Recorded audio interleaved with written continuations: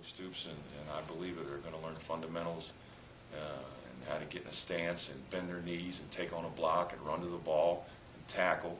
Don't give up the big play. Stop the run. You know, as much as they have to learn scheme.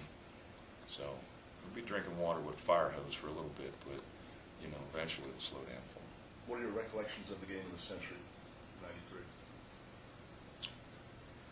Maybe the most enjoyable game I've ever been in, because we had a bye, so it was a 2-week build-up, and just the whole hype of how, you know, Charlie Ward had really come into his own, and that offense was changing the game. We were watching the change of football right in front of our eyes a little bit, and then that sort of coming in against the old guard and history and tradition of Notre Dame was a perfect matchup at the time. I think NBC did a great job of just hyping it, and I remember them getting off the bus with the green hats on, you know, and that was a little motivating factor. I can just the way the players went out there, the perception you had of the Florida State players a little bit when you're at Notre Dame, you know, just, you know, talking junk and all that, you know, it was not that. You know, if you go back and watch the film and being down there on the sideline, it was as, you know, there was some junk talking before the game, but when that ball was snapped, it was, you know, it was two gladiators going at it. It was awesome. It was awesome. It was wild till the end. It was a great football game. I still have it saved, and I watch it every now and then. Absolutely. Coach Derek Red with the Palm Beach Post. How much do you feel, since you guys have gotten here, that the players' energy is feeding off of your energy and the new coach's energy? You know, I think once we get involved in drills and more football stuff when the ball's out there, I think you'll be able to gauge that a little bit more. The fourth quarter drills have shown them that we're going to do things, you know, that are football oriented, and I think that's brought a level of excitement to them. You know, the guys you can see them getting better physically, and I think that's been rewarding, you know, for their mindset. The energy of the coaches, both from Vic and Joe down in the weight room, you know, they're getting after it. And then when we get out there on the grass and get to coach them, you know, it's at a high tempo, and they're, you know, everybody's constantly moving. I think the kids, you know, see that it's going to be high tempo, and you know, just not getting, you know, berated or drilled, or, you know, you're being coached up, and you know, it's not fake enthusiasm, but it's, you know, it's for a purpose. It's an emotional game. I mean, you know, you got to be jacked up to play it, and you have to. It's barbaric. You know, you go out there, you better be jacked up at this level, or you're going to get crushed. You know. Chris Nate from War Champ. Can you talk about the first month of recruiting here when you got here in January up to signing day? What that was like for you?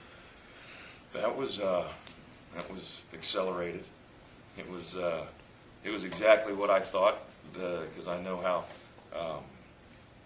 enthusiastic and organized Coach Fisher is about recruiting. It's the pulse of your program to keep you filled up with talent, and I mean, I'm telling you now, I hit the ground running, and it was. I thought I was flying into Tallahassee. You know, when I was coming in the night before, I got a call and said, "You're flying to Orlando." I said, "You know how many bags I have?" and so my first trip, I was hauling, you know, 2 giant bags and a shoulder bag around with Coach Trickett, you know, going to see players, and then the recruiting weekend, and it just went every day nonstop, you know, from dusk to dawn. It was 24/7. It was awesome, you know. It's fun when you're recruiting great players. Not good ones, great ones. That's fun. It's even fun to watch film. You don't know what you're going to see next. You know, certain levels of college football, you get, you know, you're always saying no. You know, because you're seeing, you know, so many guys that are not good enough. And here, it's tough to recruit here because there's a lot of good football players, and you only have so many spots. You know, so you have to, you know, make the right selection. You know, not as easy as people think. There's a lot of good football players around here. A lot.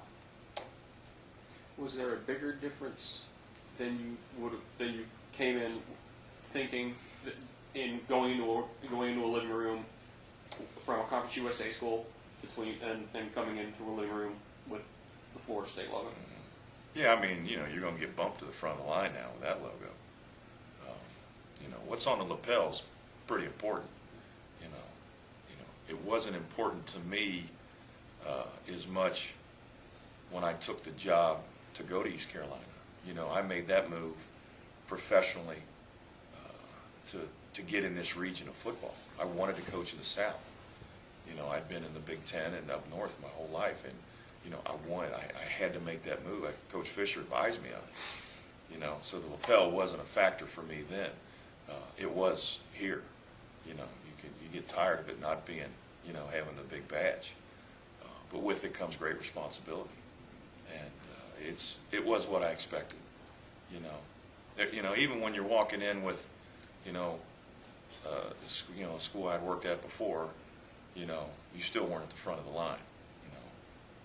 We are the Joneses. I was tired of keeping up with them, to be honest with you. Are you and Coach Trickett allowed to go out and recruit together anymore? If I drive. I'm on record as saying we'll go out and recruit again if I can drive.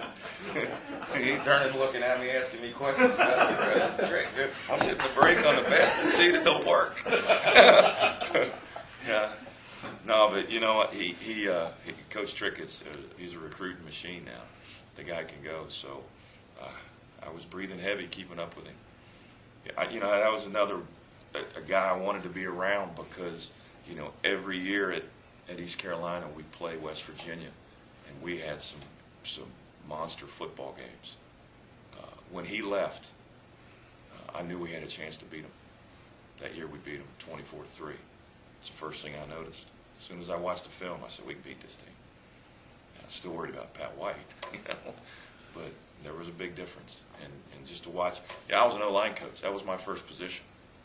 I GA'd for Joe Moore, who, may have been one of the greatest ever. And Rick Trickett is, revered as a great line coach. I wanted to be around that.